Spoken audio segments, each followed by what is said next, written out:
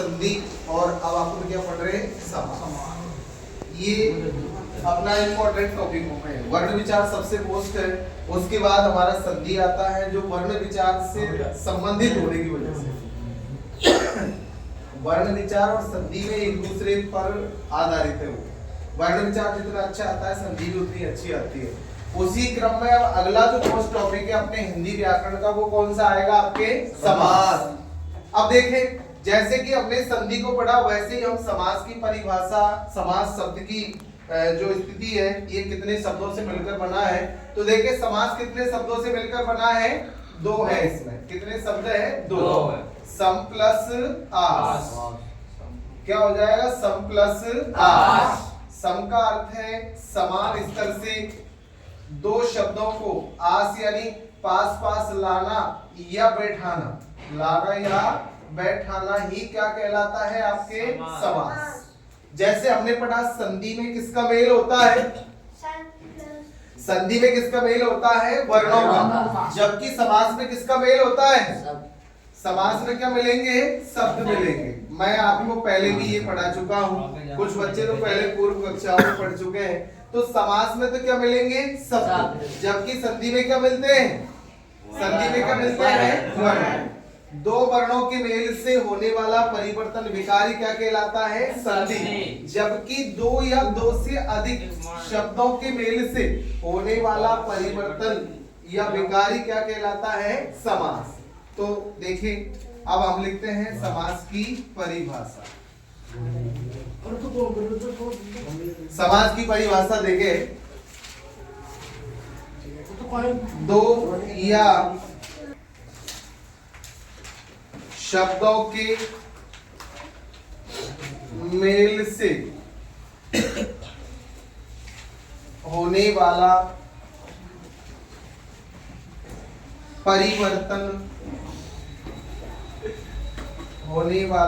परिवर्तन, या विकार ही समास कहलाता है।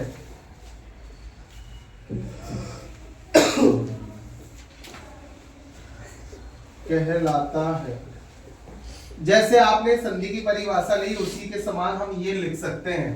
अब कभी कभी पूछ लेते हैं, जैसे समास शब्द है, समास शब्द का शाब्दिक अर्थ पूछ ले तो इसका शाब्दिक अर्थ होता है संक्षेप, या हम कह सकते हैं संक्षिप्त, या क्या कह सकते हैं, संक्षिप्त, या हो जाएगा संक्षिप्तीकरण। समास शब्द का अगर शाब्दिक अर्थ पूछ ले तो समास का शाब्दिक अर्थ क्या हो जाएगा, संक्षिप्त। संक्षिप्त मतलब छोटा करना, संक्षिप्त करना या संक्षिप्तीकरण। और समास का अगर विलोम पूछ ले तो समास का विलोम क्या होगा, व्यास। समास का विलोम क्या हो जाएगा, व्यास। समास मतलब छोटा करना और उसका व्यास बड़ा करना आदि इसका अर्थ हो जाता है। अब समास में जैसे हम ले रहे हैं शब्द राजा का कुमार बीमार है, ये देखिए वाक्य बीमार है। अब राजा का कुमार बीमार है, इसका अगर हम संक्षिप्त करेंगे तो क्या हो जाएगा, राजकुमार बीमार है, राजकुमार बीमार है। तो यह राजा का कुमार शब्द है, उसका हमने क्या कर दिया है यहाँ, समास। इसका समास करने पर इसकी विभक्ति आदि का लोप हो जाता है, ये संक्षिप्त या छोटा हो जाता है। तो समास का कार्य है शब्दों को छोटा करना, अर्थात मिलाकर उनका मूल अर्थ प्रकट करना। जो विग्रहित या टुकड़ों का अर्थ है वही मिले वही शब्द का अर्थ है। तो ये जो समास विग्रह कहलाता है, इसका टुकड़े किया हुआ या अलग अलग किया हुआ रूप, और इनका जो संक्षिप्त या मिला हुआ रूप क्या कहलाता है, सामासिक पद। ये तो कहलाता है आपके समास विग्रह, ये तो क्या कहलाता है, समास विग्रह। और ये कहलाता है आपके सामासिक पद या सामासिक रूप। इसमें इसका समास विग्रह नहीं होता, मूल रूप होता है। तो समास का कार्य क्या है, संक्षिप्त करना या छोटा करना। तो समास के बारे में हमने देखा, समास शब्द है वो कितने शब्दों से मिलकर बना है, दो शब्दों। कितने से, दो। कौन कौन से हो जाएंगे, सम प्लस आस। समास शब्द का अगर शाब्दिक अर्थ पूछे तो इसका शाब्दिक अर्थ क्या हो जाएगा? संक्षेप, संक्षिप्त या संक्षिप्तीकरण, उसी शब्द का विस्तृत रूप है। और समास का अगर विलोम पूछ लिया जाए तो समास का विलोम क्या हो जाएगा? समास का विलोम क्या होगा? व्यास। इसके बाद हम देखते हैं समास की परिभाषा। तो दो या दो से अधिक शब्दों के मेल से होने वाला परिवर्तन या विकार ही क्या कहलाता है? समास कहलाता है। आप ये कह सकते हैं दो शब्दों को संक्षिप्त करना, मिलाकर उन्हें छोटा करना ही क्या कहलाता है? समास। तो ये तो रही परिभाषा तक की स्थिति। अब हम आगे इसकी स्थिति देखते हैं समास के भेद। समास के भेद या हम ले समास के प्रकार। तो समास के कितने भेद होते हैं? समास के कितने भेद हैं? 6। बिल्कुल सही बताया। समास के कितने भेद होते हैं? 6 भेद होते हैं। अब 6 भेद कौन कौन से हैं ये हम विस्तृत रूप से यहाँ पढ़ते हैं। तो देखिए इसके लिए एक ट्रिक है जिससे आप नाम को याद रख सकते हैं। ट्रिक के माध्यम से थोड़ा सा क्या वो सरल हो जाता है, हमेशा स्थायी याद रख सकते हैं। तो इसमें करेंगे अब तक द्वंद्वी, अब तक द्वंद्वी, ये आपके 6 समास के नाम इसके तहत आ जाएंगे। ऐसे क्या हो जाएगा आपके? अव्ययी भाव, अव्ययी भाव समास, अव्ययी भाव समास। इसके बाद वैसे क्या हो जाएगा आपके? दूसरा हो जाएगा आपके बहुब्रीहि समास, बहुब्रीहि समास। इसके बाद आपके तैसे कौन सा हो जाएगा? तीसरा हो जाता है आपके तत्पुरुष समास। कौन सा समास हो जाएगा? तत्पुरुष समास। इसके बाद कैसे कौन सा हो जाएगा आपके? कर्मधारय समास। कौन सा हो जाएगा? कर्मधारय समास। इसके बाद आगे 5वां भेद देखे, 5वां हो जाएगा आपके द्वंद्व समास। कौन सा हो जाएगा? द्वंद्व समास। और छठा जो हम यहाँ भेद देख रहे हैं, छठा कौन सा हो जाएगा? द्विगु समास, द्विगु समास। तो ये आपके अब तक द्वंद्वी शब्द है। ये इसके साथ आप इस ट्रिक से 6 नाम याद रख सकते हैं। इसके लिए आप चाहे तो इस तरह भी सही लगे वो आप ट्रिक लगा सकते हैं, या बिना ट्रिक के भी याद कर सकते हैं। मूल रूप तो ये है, आपको 6 नाम याद करने हैं। तो समास के कितने भेद हो गए? 6। समास के कितने प्रकार हो गए? 6। अब यहाँ हमें समझना है अव्ययी भाव समास की परिभाषा क्या है और इसके उदाहरण। इसी प्रकार बहुब्रीहि की परिभाषा, इसके उदाहरण। तत्पुरुष की परिभाषा, इसके उदाहरण। कर्मधारय की परिभाषा, इसके उदाहरण। इसी प्रकार 6 भेदों को हम इनकी परिभाषा उदाहरण सहित समझेंगे। तो सबसे पहले हमें समझना है कोई भी समास है, हर समास के कम से कम कितने पद होने जरूरी है? 2 पद। कितने होने जरूरी है? 2 पद।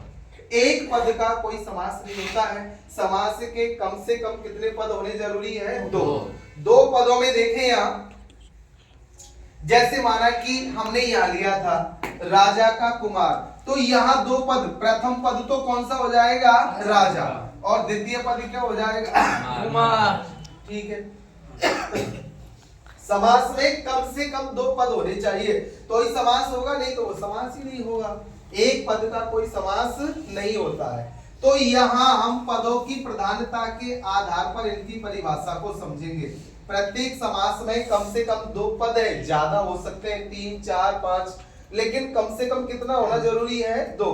तो जैसे अव्ययी भाव समास है, प्रत्येक पद समास में देखो 2 पदों के आधार पर, यहाँ ये प्रथम पद है और ये हो जाएगा आपके द्वितीय पद। कौन सा पद हो जाएगा? द्वितीय पद। 2 पद है तो प्रथम पद और द्वितीय पद। प्रत्येक समास की पदों की प्रधानता के आधार पर स्थिति देखिए।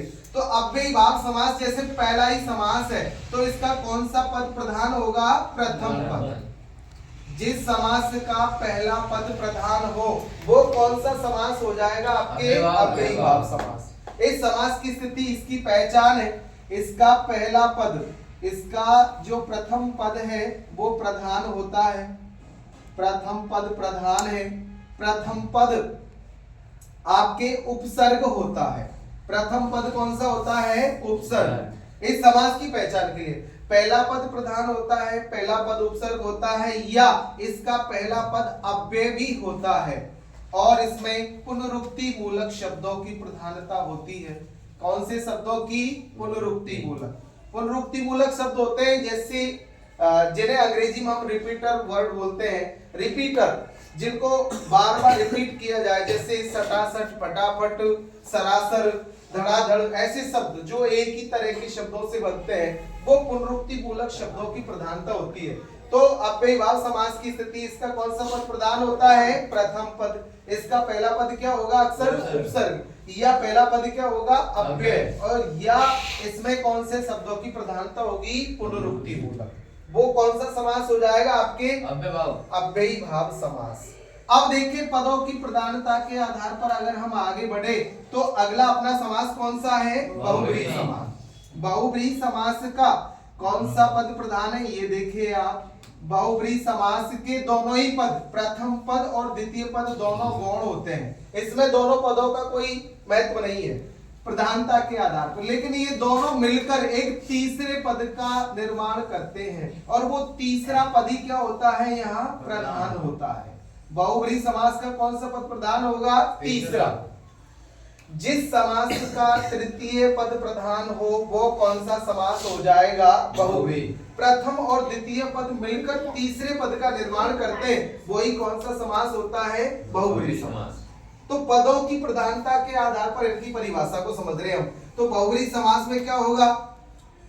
जिस समास का कौन सा पद प्रधान हो? तृतीय पद। जिस समास का तीसरा पद प्रधान हो, कौन सा पद प्रधान हो? तीसरा। और जिसमें मुख्यतः देवी देवताओं से संबंधित जितने भी शब्द बनते हैं, पद आते हैं, वो सब किसमें आ जाते हैं? आपके बहुब्रीहि समास में। तो बहुब्रीहि समास में तीसरा पद प्रधानता रखता है। इसी क्रम में अगर आगे हम बढ़े तो अगला अपना कौन सा है? तत्पुरुष समास। तत्पुरुष समास की भी पदों की प्रधानता के आधार पर स्थिति देते, तो इसका कौन सा पद प्रधान हो जाएगा? आपके द्वितीय पद। तत्पुरुष समास ऐसा है जिसका कौन सा पद प्रधान होता है? द्वितीय पद, दूसरा पद प्रधान होता है। जिस समास का दूसरा पद प्रधान हो वो कौन सा समास हो जाएगा? तत्पुरुष समास। लेकिन इसकी पहचान है कि इसके मध्य, इसके जितने भी पद आएंगे, पदों के मध्य विभक्ति चिन्हों का प्रयोग होता है। विभक्ति कह सकते हैं या हम कह सकते हैं कारक चिन्ह। किसका प्रयोग होगा? इसके कारक चिन्हों का। कारक चिन्हों का इसमें प्रयोग रहता है। वहां समझ लो कौन सा समास है? आपके तत्पुरुष समास। कहने का मतलब उनके मध्य कारक, जैसे आपने देखा है कर्ता ने कर्म को संप्रदान के लिए अपादान से अलग, कर्ण से, ये जो भी आएंगे वो सा के, काके की, रारेडी, ने आदि का जो प्रयोग हो रहा है वो सब किसके तहत हो जाएगा? आपके तत्पुरुष समास के। जैसे एग्जाम्पल के तौर पे हम देखिए, यहाँ शब्द है आपके रसोई घर। कौन सा शब्द है? रसोई घर। तो पहला पद तो क्या हो गया? रसोई, और दूसरा पद घर। दूसरे पद की प्रधानता के आधार पर घर तो है, लेकिन किसके लिए है? वो रसोई के लिए, खाना बनाने के लिए जो घर बना है वो। तो रसोई के लिए इसका विग्रह करेंगे तो हो जाएगा रसोई के लिए घर। तो इसमें के लिए कारक चिन्ह जुड़ गया।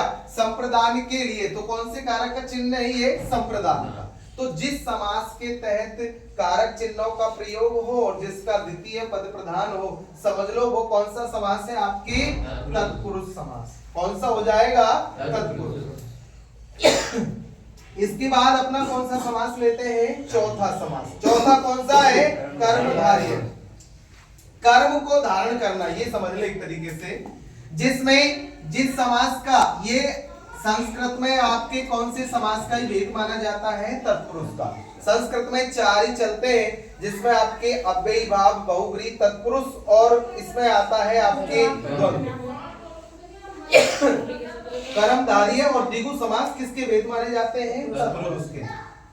हिंदी में हम इनको अलग अलग सेपरेट पढ़ रहे, तो कर्मधारय समास का भी कौन सा पद प्रधान होगा? दूसरा, क्योंकि ये तत्पुरुष का ही भेद माना जाता है। द्वितीय पद तो प्रधान होगा, हम तो ऐसी स्थिति में पढ़ाया। चौथा भेद कौन सा है? कर्मधारय। कर्मधारय समास का भी कौन सा पद प्रधान होगा? द्वितीय पद, दूसरा पद प्रधान होगा। लेकिन इसकी स्थिति क्या है? इसके प्रथम और द्वितीय पद दोनों में, प्रथम पद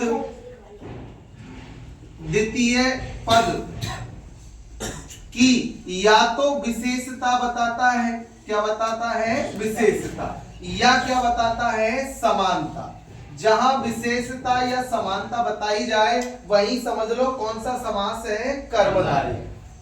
जहां यो कह सकते हैं विशेषण विशेष्य का भाव या उपमान उपमेय का भाव निकलता हो, वहां कौन सा समास हो जाएगा? कर्मधारय समास। जैसे उदाहरण के लिए हम यहाँ शब्द ले लेते हैं। शब्द है आपके हरी मिर्च। शब्द कौन सा है? हरी मिर्च। कौन सी मिर्ची है ये? हरी। पद कौन सा प्रधान है? द्वितीय।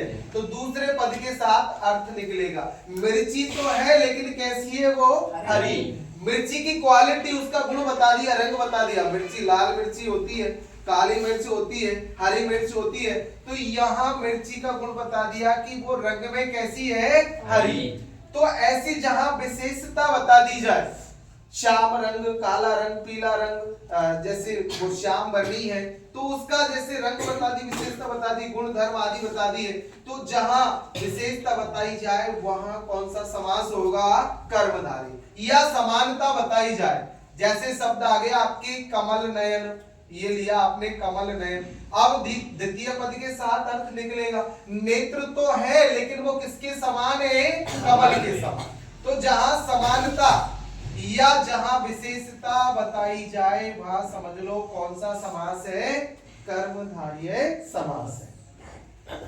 इसका भी कौन सा पद प्रधान होता है? द्वितीय। तो द्वितीय पद के साथ जहां विशेषता और समानता दर्शाई जाए वहां हो जाएगा आपकी कर्मधारय। अब अपना पांचवा भेद कौन सा है? द्वंद्व समास। पांचवा भेद है द्वंद्व समास की स्थिति देखिए। हमने अब तक पदों की प्रधानता के आधार पर देखा, तो जिस समास का प्रथम पद प्रधान है वो अव्ययी भाव, जिसका प्रथम और द्वितीय पद गौण लेकिन मिलकर तीसरा पद प्रधानता रखे वो कौन सा समास था? आपके बहुव्रीहि। और जिस समास का द्वितीय पद प्रधान है और जिसमें कारक चिन्हों की प्रयोग हो वो कौन सा हो जाता है? आपके तत्पुरुष। और जिस समास में द्वितीय पद प्रधान हो, जिस समास का कौन सा पद प्रधान हो? द्वितीय पद, लेकिन जिसमें क्या दिखाई जाए? समानता या विशेषता, वो कौन सा हो जाएगा? कर्मधारय।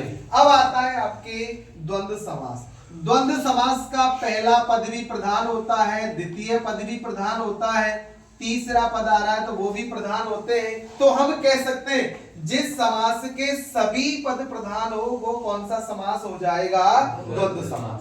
द्वंद्व समास में जितने भी पद आते हैं, द्वितीय, तृतीय, चतुर्थ, पंचम, इसमें ज्यादा से ज्यादा पद भी हो सकते हैं और जितने भी पद आएंगे वही क्या रहेंगे? प्रधान होंगे। तो जिस समास के सभी पद प्रधान हो, इसके सभी पद क्या होते हैं? प्रधान। वो कौन सा समास है? द्वंद्व समास। और इसकी पहचान के लिए इसके पदों के मध्य, इसके जो पद हैं पदों के मध्य क्या आएगा इसमें? और, तथा, एवं, या, अथवा, आदि, इत्यादि इनका प्रयोग होता है। पदों के मध्य ये योजक शब्दों का प्रयोग होता है। और, तथा, एवं, या, अथवा, आदि, इत्यादि। जैसे आप लेते हैं माता पिता, तो माता पिता ऐसे लिखेंगे हम, माता पिता। या आप लिखते हैं राजा रानी, राजा रानी। तो ये योजक चिन्ह है, इस योजक चिन्ह को हटाकर और इसके स्थान पर योजक शब्द डाल देते हैं, और, तथा, आदि। तो यहाँ कौन सा हो जाता है? आपके द्वंद्व समास। जैसे माता और पिता, राजा और रानी, यह आ गया। जैसे आपके शब्द हैं राम, लक्ष्मण, भरत, जैसे राम है, लक्ष्मण है, भरत है, शत्रुघ्न, शत्रुघ्न। अब ये चारों आगे इनके मध्य योजक चिन्ह लगे हुए हैं, तो योजक चिन्हों को हटाकर राम और लक्ष्मण एवं भरत तथा शत्रुघ्न, तो आपके और एवं तथा आदि का प्रयोग हो जाएगा। आप योग ले सकते हैं राम और लक्ष्मण तथा भरत एवं शत्रुघ्न। तो यहाँ आपके और तथा एवं या अथवा आदि का प्रयोग हो, वहां समझ लो कौन सा है आपके द्वंद्व समास। इसके सभी पद प्रधान होते हैं और पदों के मध्य इन योजक चिन्हों की जगह योजक शब्दों का प्रयोग हो जाता है, वहां आपके द्वंद्व समास हो जाएगा। अब अपने समास का अंतिम भेद कौन सा हो जाएगा? आपके द्विगु समास। समास का अंतिम भेद कौन सा है? द्विगु समास। अब देखिए हम पदों की प्रधानता देखते आए हैं, तो पदों की प्रधानता के आधार पर द्विगु समास का भी कौन सा पद प्रधान होता है? द्वितीय पद प्रधान। कौन सा पद प्रधान होगा? द्वितीय पद प्रधान। लेकिन इसकी पहचान है, इसका जो प्रथम पद है वो क्या होता है? संख्यावाची होता है। प्रथम पद क्या होगा? संख्यावाची। प्रथम पद संख्यावाची और साथ में द्वितीय पद, जो द्वितीय पद होगा वो आपके समूह या समाहार का बोध कराएगा। प्रथम पद तो संख्यावाची होता है और द्वितीय पद समूह का बोध कराता है, वहां समझ लो कौन सा समास हो जाएगा? आपके द्विगु समास।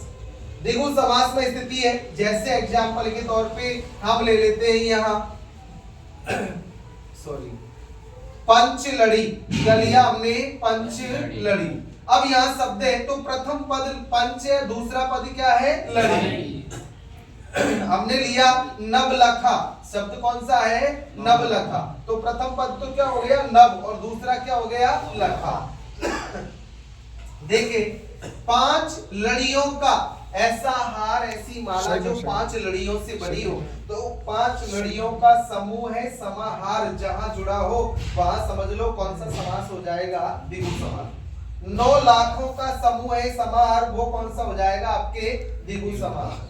द्विगु समास का प्रथम पद संख्यावाची और दूसरा पद समूह का बोध कराता है, तो समझ लो आपके कौन सा समास है? द्विगु समास। तो हमने कितने समासों को समझा? 6 समास। आपके टोटल समास भी कितने होते हैं हिंदी में? 6 समास की अलग अलग जो परिभाषा है और इसकी कुछ एग्जाम्पलों सहित हमने यहाँ देखा है। प्रथम समास कौन सा है? आपके अव्ययी भाव। अव्ययी भाव समास का कौन सा पद प्रधान होता है? प्रथम पद। कौन सा? प्रथम पद। और इसके प्रथम पद या तो प्रधान होगा या उपसर्ग होगा, अव्यय होगा, और इसमें पुनरुक्ति मूलक शब्दों की प्रधानता होगी। बहुब्रीहि समास, बहुब्रीहि समास का नहीं तो प्रथम पद प्रधान होता नहीं द्वितीय, लेकिन दोनों मिलकर कौन से पद का निर्माण करते हैं? तीसरे का। जिस समास का तृतीय पद प्रधान हो वो कौन सा हो जाएगा? आपके बहुब्रीहि। जैसे एग्जांपल के तौर पे एक शब्द यहाँ देख सकते हैं आप, शब्द है आपके लंबोदर। कौन सा है? लंबोदर। तो पहला पद तो हो जाएगा लंब और दूसरा है उदर। ये इसमें क्या जुड़ा हुआ है? उदर। आपके यहाँ गुण संधि का प्रयोग हो रहा है। लंब, ये शब्द बनेगा लंब प्लस उदर, तो बै में ए है, ए के साथ किसका मेल हो रहा है? यहाँ आपके ऊ का, तो ए और ऊ मिलके क्या हो जाएंगे? ओ। एक मात्रा लग रही है तो गुण संधि है, गुण संधि हो रही है। यहाँ संधि देखे तो वो पढ़ा दिया, इसलिए मैंने रिपीट किया है। लंब उदर, लंबा है, उदर यानी पेट जिसका, तो लंबा पेट किसका माना जाता है? गणेश जी। देवी देवताओं में किसका माना जाता है? गणेश जी। तो बहुब्रीहि समास में पहला पद हो गया इसमें लंब, दूसरा पद हो गया उदर। ये दोनों गौण है, लेकिन दोनों मिलकर किसी तीसरे पद का निर्माण कर रहे हैं। वो तीसरा पद क्या है? गणेश जी। तो यहाँ लंबा उदर जिसका है गणेश, वो प्रधान है। इस आधार पर यहाँ कौन सा समास हो जाएगा? बहुब्रीहि समास। इसके बाद आपके तत्पुरुष समास। तत्पुरुष समास का कौन सा पद प्रधान होता है? द्वितीय पद प्रधान होता है, और पदों के मध्य विभक्ति या कारक चिन्हों का प्रयोग होता है, वो कौन सा हो जाएगा? तत्पुरुष। जैसे कि हमने देखा रसोई घर, यानी रसोई के लिए घर, संप्रदान कारक के चिन्ह का प्रयोग हो रहा है यहाँ। इसी क्रम में आपके चौथा हमने देखा वो कौन सा है? आपके कर्मधारय। कर्मधारय समास का कौन सा पद प्रधान होता है? द्वितीय पद प्रधान होता है इसका भी। और इसकी स्थिति है, इसके पद या तो विशेषता बताते हैं या किसका कार्य करते हैं, समानता बताने का। जैसे हमने देखा कि यहाँ हरी मिर्च है, कमल नयन है, जिसमें आपकी समानता या विशेषता बताई जा रही है, तो वहां कौन सा हो जाएगा, आपके कर्मधारय। पांचवा भेद हमने देखा कौन सा है, द्वंद्व समास। द्वंद्व समास में प्रथम, द्वितीय, तृतीय, चतुर्थ जितने भी पद आते हैं सभी पद क्या होते हैं, प्रधान होते हैं। इसकी पहचान है, इसके पदों के मध्य लगे हुए योजक चिन्ह को हटाकर और योजक शब्द जोड़ दिए जाते हैं, जैसे और, तथा, एवं, या, अथवा आदि का प्रयोग कर दिया जाता है। वहां कौन सा समास हो जाएगा, आपके द्वंद्व समास। और अंतिम कौन सा हो जाएगा, आपके द्विगु समास। द्विगु समास का आपके कौन सा पद प्रधान होता है, द्वितीय पद प्रधान होता है, लेकिन इसका जो प्रथम पद है वो संख्यावाची होता है और दूसरा पद समूह का बोध कराता है। वहां कौन सा समास हो जाएगा, द्विगु समास। तो ये अपने टोटल आज समास का संक्षिप्त परिचय रहा। तो अपने समास के संक्षिप्त परिचय में देखा समास टोटल कितने होते हैं, 6। अब इनका हम विस्तृत परिभाषा प्लस इसके उदाहरण सहित समझेंगे। धन्यवाद।